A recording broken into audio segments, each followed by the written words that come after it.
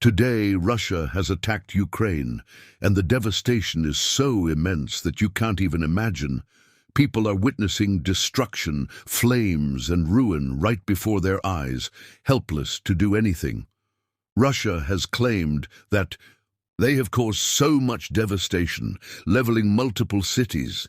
Just imagine people standing by their windows, filming these horrific scenes with their own eyes. The destruction is so severe that they felt as if the apocalypse had arrived, because they had no idea what was happening outside.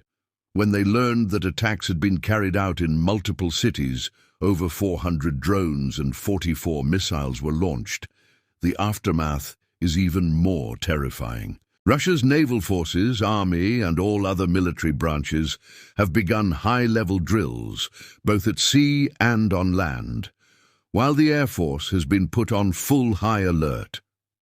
Now, what's the scenario?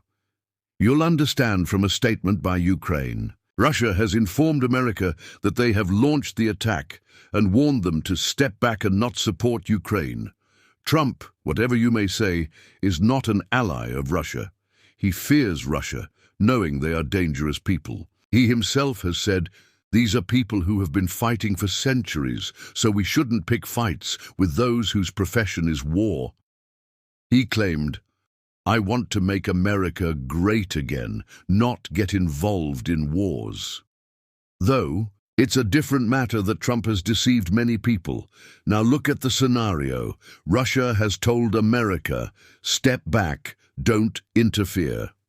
Just imagine the scene when Russia's Iskander missile was incoming, America's Patriot defense system deployed there was firing missiles rapidly to intercept them.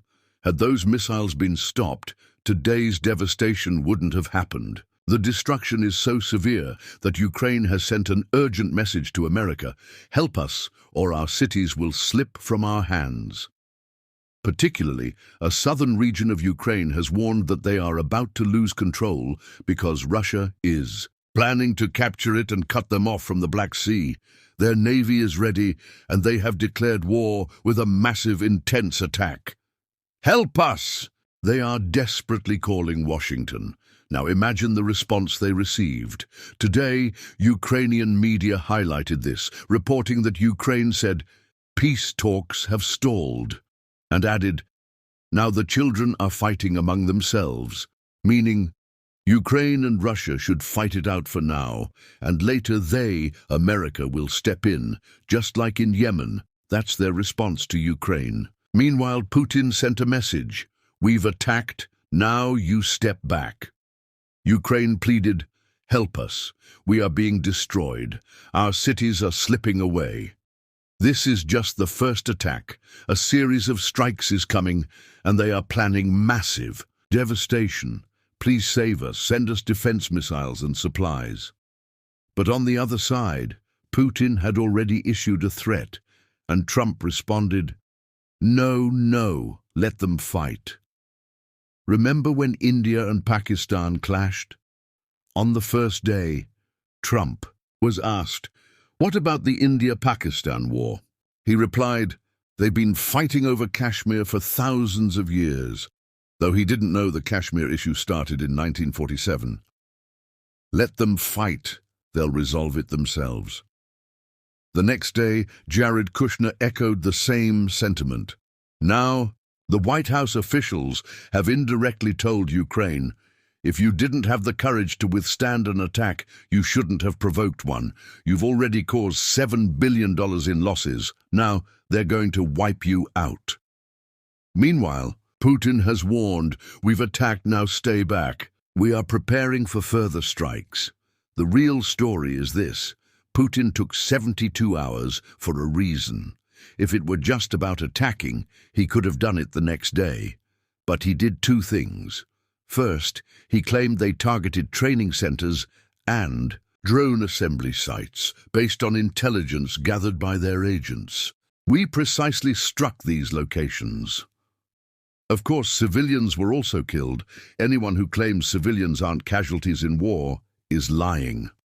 Now, look at the next phase. Russia says, "We've destroyed drone assembly sites, training centers, and weapons repair facilities. Meanwhile, 20 of their warships, especially Caliber cruise missile carriers, along with hypersonic missiles, have begun large-scale drills. They've warned they can strike targets up to 1,500 kilometers away. In this chaos, Ukraine has raised its hands in surrender, admitting the situation is dire. Russia has bluntly said, "If you couldn't fight, why did you provoke us? You should have finalized negotiations when they were ongoing." Now, the second reality is this. Putin's plan is to deploy more troops and capture Ukrainian territory. Yesterday, Hakikat TV reported that Ukraine hadn't yet called America because the attack hadn't happened then. But now Putin's goal is clear. This was a massive attack to recover the $7 billion loss by capturing Ukrainian land rich in minerals. That man never backs down, he never forgets. Now their navy, army, and all forces are fully prepared to attack relentlessly. The destruction is immense, and beyond that, they've sent a message to America and other powers. This is just the beginning. We are taking this war to the next level. This is just the start. The real attack is yet to come. They've said, we've only destroyed drone assembly sites and training centers so that when we launch the next attack, they won't be able to retaliate. Now, the situation is critical. Zelensky's game is over. When you attack without thinking of the consequences, the enemy will strike back with full force. Russia has declared, "We've attacked. Now, prepare for the next one." At any moment, they will launch a major offensive. They won't spare Zelensky. They will target him because the wounds Ukraine has inflicted on Russia will never be forgotten. Even if they carry out 100 such attacks, it won't heal those wounds. Drones have fully entered Russia's cabinet. Smuggling, their military personnel collaborating, their agencies involved, people moving from borders to the center, bypassing defense systems. This is no small matter. Now they're executing a calculated move. In war, you first cripple the enemy's ability to retaliate, then destroy their offensive capabilities. In this situation, Ukraine is running out of weapons. They've pleaded, "Our territories are slipping away. America, help us." But Trump has made it clear. Let them fight among themselves, and when it's over, call me. Now, what will happen? Putin has received a response.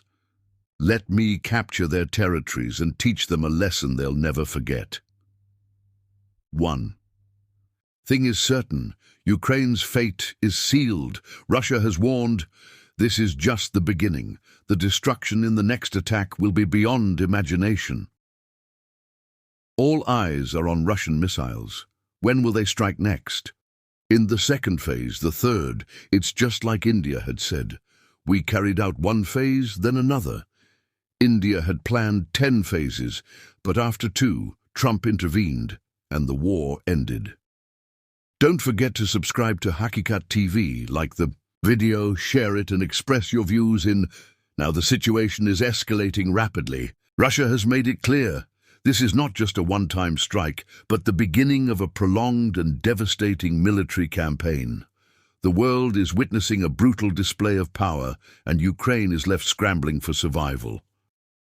The question now is, what will the West do? Will they step in, or will they watch from the sidelines as Ukraine burns? Putin's strategy is ruthless. He is not just attacking military installations, but also crippling Ukraine's ability to defend itself. By targeting drone assembly sites, training centers, and repair facilities, he is ensuring that Ukraine cannot recover quickly. Meanwhile, Russia's Navy, Air Force, and ground troops are mobilizing for what could be a full-scale invasion. Ukraine's desperate pleas for help have fallen on deaf ears in Washington. The US, under Trump's influence, seems reluctant to engage directly. Instead, they are telling Ukraine to fight its own battles, even though the odds are heavily stacked against them. This is a dangerous game. If Russia succeeds in taking more territory, it will embolden other aggressive regimes worldwide. The bigger picture here is about global power dynamics. Russia is sending a message not just to Ukraine, but to NATO and the West. Interfere at your own peril. If the international community does not respond strongly, we could see a new era of unchecked aggression, where might makes right. 4. Now Ukraine stands alone, facing a relentless enemy. The world watches, but will it act? Or will history repeat itself, with another nation falling to brute force while the world debates and delays? The clock is ticking, and the stakes have never been higher. Comment section.